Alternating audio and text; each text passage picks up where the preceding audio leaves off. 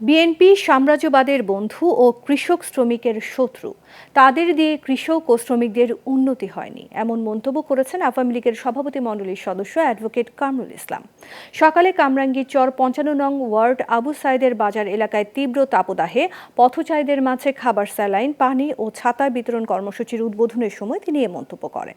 তিনি বলেন, বিএনপি সরকারের আমলেই সারের জন্য কৃষককে গুলি করে হত্যা করেছে। তারা কখনোই শ্রমিক শ্রেণীর পাশে দাঁড়ায়নি, বরং বিরুদ্ধে দাঁড়িয়েছে।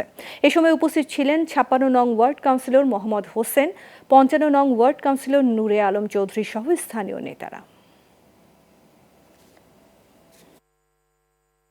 যেখানে বিএনপি সাম্রাজ্যবাদের বন্ধু, এই কৃষক জনতার শত্রু।